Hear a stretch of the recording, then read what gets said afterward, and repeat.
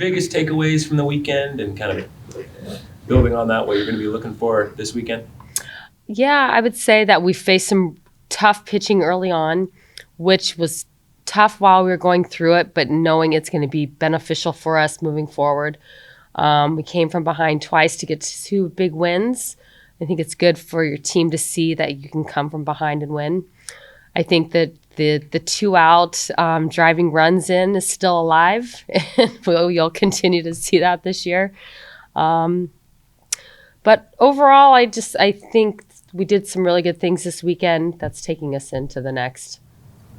When you get that pitching where you're facing off against the number ones of 3 teams in a row to start off the weekend against 3 really good opponents, what is that like for a team to have to face up against that level of pitching consecutively back to back to back?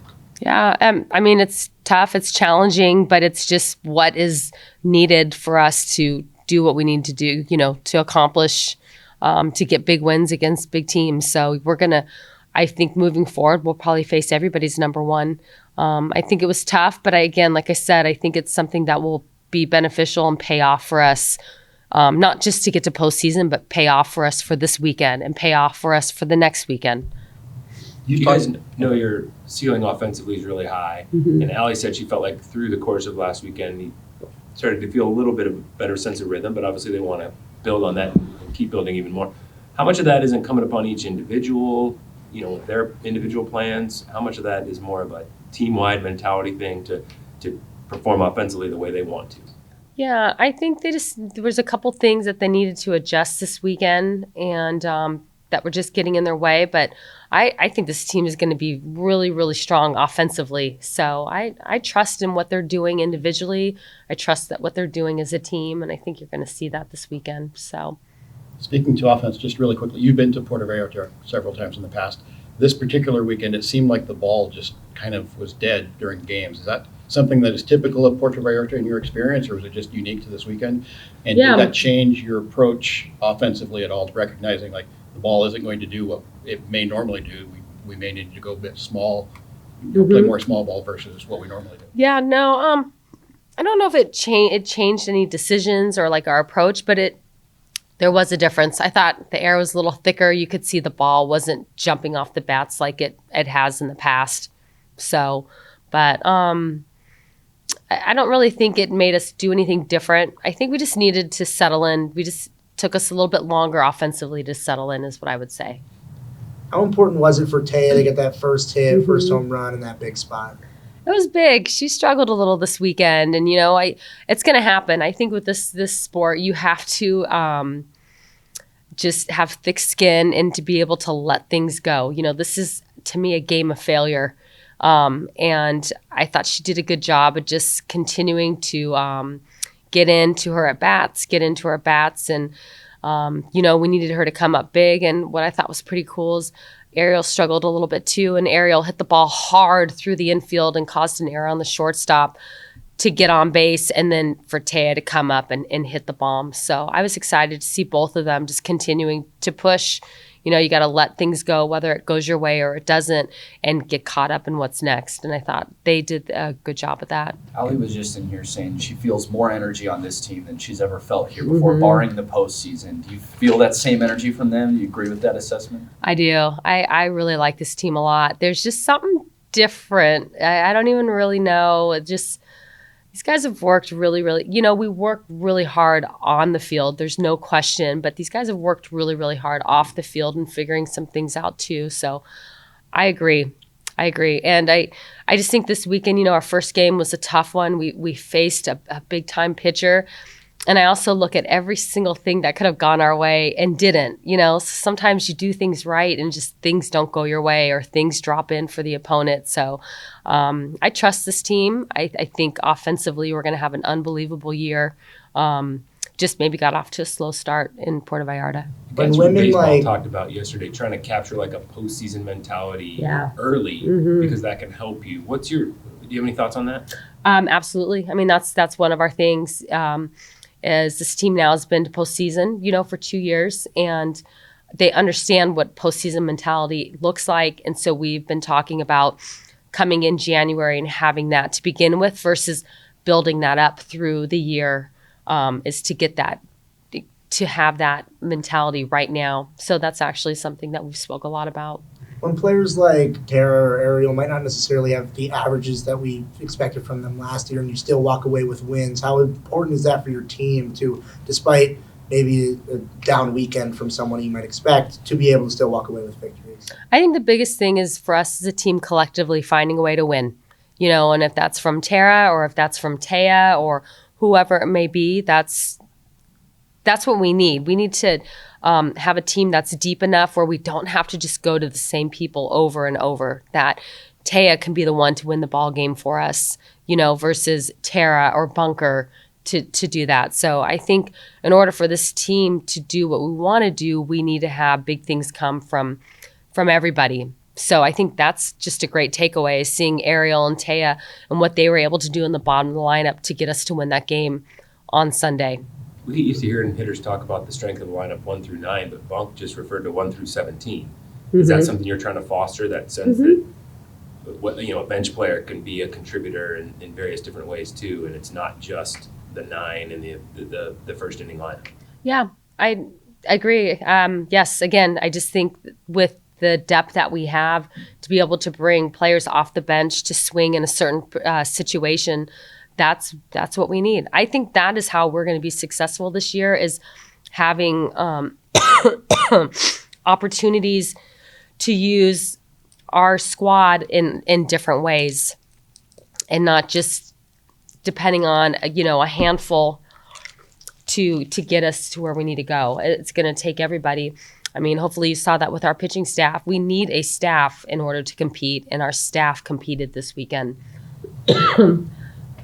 Touching on the staff, you mentioned before that was something you were excited to show off. They really showed out.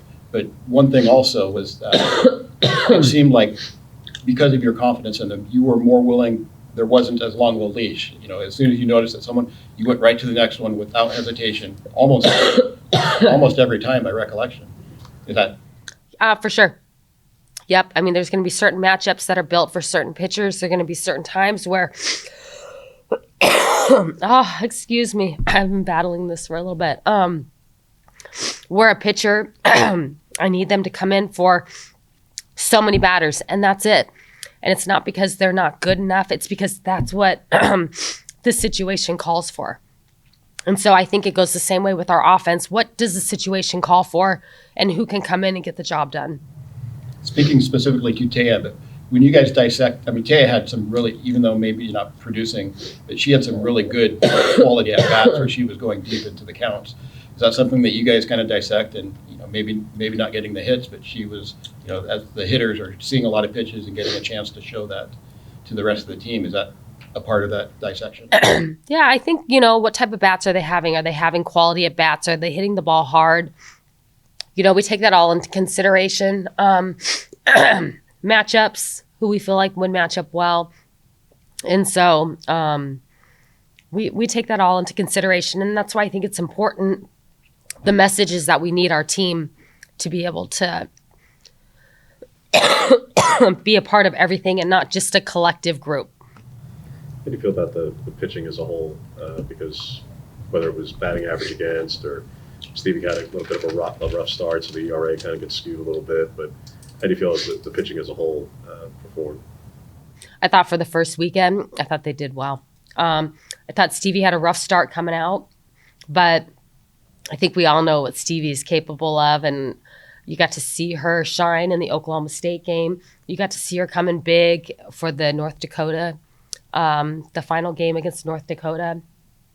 So I think she'll settle in and do her thing. But what's nice is this year is that we had others where Stevie was struggling, that we could take her out and put somebody else in.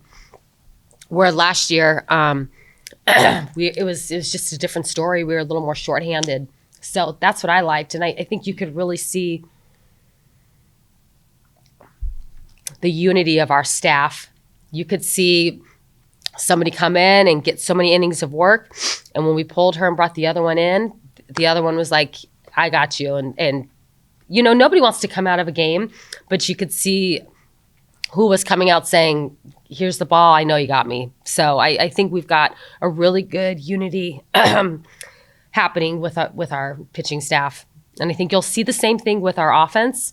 And I think you can feel that with our defense too. We asked Alyssa some questions about being a newcomer here in a place where, she's grown up and watched the program. Her face really lights up when she talks about Oregon softball. What does that do, looking at the long term? What kind of benefit is that for a roster like this to have a newcomer that's maybe a little bit more prideful than most people about wearing the O and what it means?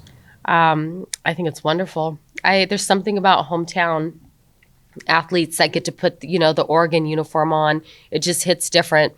I know our out-of-state athletes, every time we play in the fall, their first game, they're like nervous and uncomfortable and just excited. And it's a big deal to wear this uniform for our out-of-staters. So to see our in-staters put the uniform on, it just hits different. Like, she's very, very prideful. And I'm excited to see what she's going to do this year. She loves to hit. She's worked really, really hard in the fall. Her teammates, she's like a really good fit for us. She doesn't get too high. She doesn't get too low. She's always smiling. And you could just see that she wants to do well for her team and she wants to do well for Oregon softball. And I really like that a lot about She was Alyssa. talking about the nerves she was experiencing, like her first at bat. And she said it was only the first at bat, but there was all these different factors that were making her nervous. I would guess that's something you probably couldn't coach her through. You had to just say, hey, go get the first one out of the way, and then you can settle in. Yeah, for sure. I think it's just us saying, hey, take a deep breath. Let's go.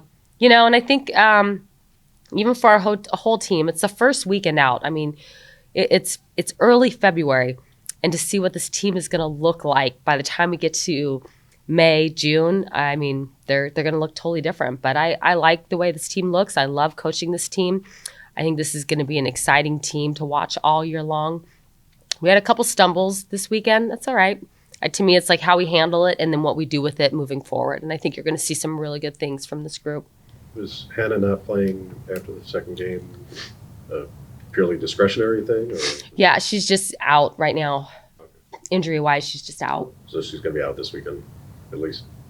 I don't know. It's day by day. I hope not, but it's day by day. Gotcha. You talk about balancing, yes, the big picture that this is the opening weekend or this will be weekend number 2, but also bringing that idea of postseason mindset from the jump and that there's an urgency. How do you try to strike that balance? Because, yes, you have to be cognizant that it is February, but at the same time of that, yes, but this is the kind of competition that when it does matter, this is exactly the competition that execution will be required. And having that, like, if you're going to bring that mentality from the beginning, that it can't just be, oh, well, it's only February either. Like, how do you strike that balance of the right mix? Yeah, I don't think it's only February. I just think that this is our first weekend out, and I think these guys are really geared up to get after it. I just know, I think about what our team looks like at the beginning of the year and what they look like at the end of the year. I think urgency-wise, this team is much further right now in the first weekend than we've ever been in previous weekends at this time. So I definitely think there's an urgency from this group. As huge as the experience factor is for Bonk and Tara in particular, hitting-wise, is that kind of like also a gift and a curse in that there's that much more tape for everybody to analyze and look over to know where to attack? Like for yourself, if you have that much more tape on a 4th or 5th year plus hitter, there's that much more to analyze to know where to potentially attack, I would think.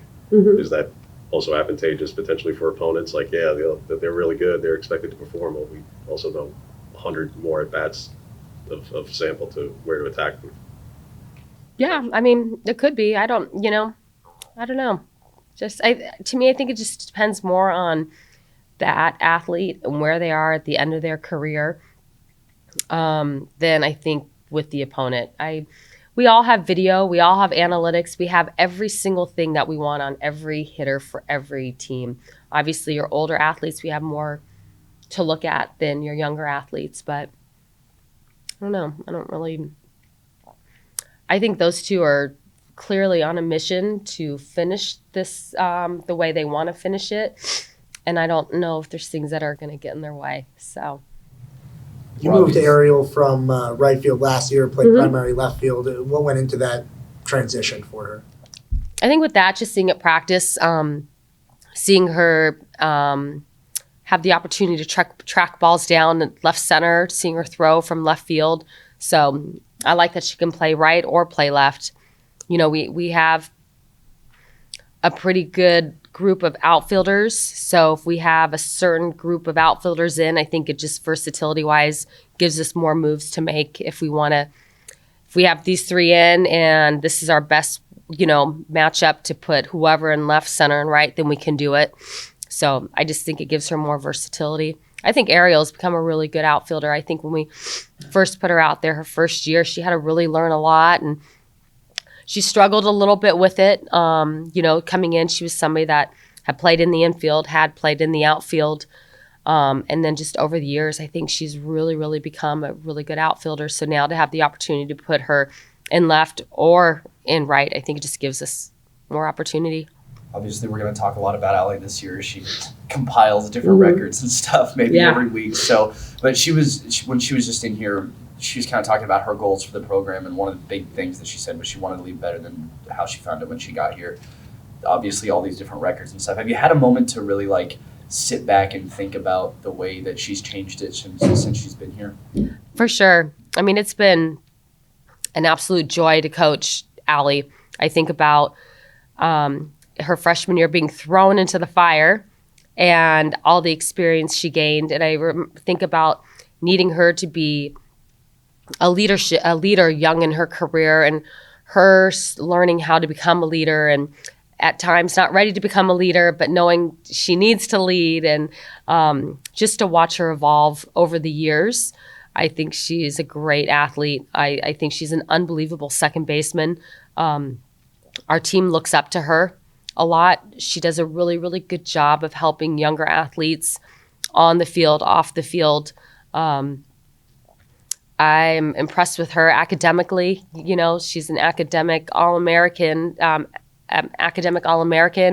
and does really, really well in the field. To be able to do really well on both sides, it's difficult. So she just prides herself. She loves being a Duck, and I know she wants to leave this better than when she, first originally got here, and I expect that she'll do that. How do you find the balance as a coach when, a player is going to take a lot of questions like that over the season, and she's so focused on leaving it the right way? How do you find the balance between having her appreciate it, but also not letting it get too far onto the field so that she stays there in the game? Where's that balance at? With her, if we were having this conversation and she was a younger athlete, I'd probably have to step in a little bit more.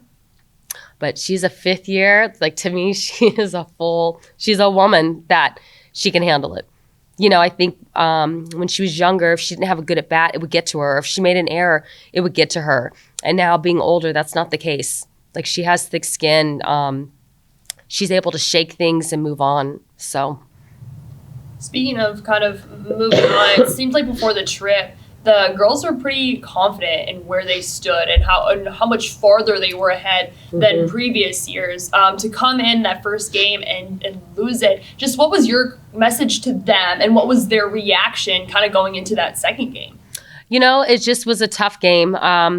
I actually, in that first game, I thought it was tough. I thought we could get out of that. I didn't expect to be down 5 runs. And so I kind of put us in a little bit of a spot. And I told them that. I put us in a little bit of a deficit in that first inning. I just didn't think we would get to that deficit, but we did. But what I appreciated is that they battled throughout the entire game. I think maybe if we were younger, they would have thought that it wasn't reachable or attainable to win that game, where they ended up, that pitcher that they struggled with, they knocked her out of the game. We just weren't able to put up enough runs needed to get the outcome. But I thought they had a huge fight, and they made adjustments and did everything right. We just like I said, I felt just the deficit was a little big early on. So did they believe that and feel like that? Was there any did you sense any doubt from any of them, or were they all pretty solid, hey, it is what it is, we're going into the next game and knowing that we're doing the same exact thing that we plan to do coming here? Yeah, no, I felt like that they gave everything that they had for that game, and then were ready to get into the next game. And the next day, I remember getting up and meeting in the team room, and I thought they had really, really good energy and were ready to play. And they were. You could see that. They came out and they played Wisconsin really, really well. I thought that was a complete game with our offense, defense, and pitching. And then I love how they went into Oklahoma State. We played great against them as well. So There were some, I'll phrase this appropriately, but there were some opportunities where video replay might have been advantageous. I know there wasn't video replay down there. Will there be video replay in general this year, or specifically in the pack play? in pack play, there will be. In tournaments, it just depends on where you go. So, but you can see our game, it moves pretty quick. And so even whether we have a 3-man or a 4-man, it just moves quick. And I think having the video replay goes a long way. I think everybody would probably say that. So There was twice where you utilized Reagan in a bases loaded, no out type of spot. She got out of it against Wisconsin. What makes her the right person to go to in that type of situation? she throws a heavy drop ball, and she gives our defense a lot of ground balls, and we've got an unbelievable infield. So I think she's, again, there's your matchup where it's like, I need you to come in and get this many outs for us. And I thought that bases loaded, no outs was huge. I thought that was big for her to come in. You used 4 arms. You potentially have 5. Or do you still have 5 available? Yeah. Yes.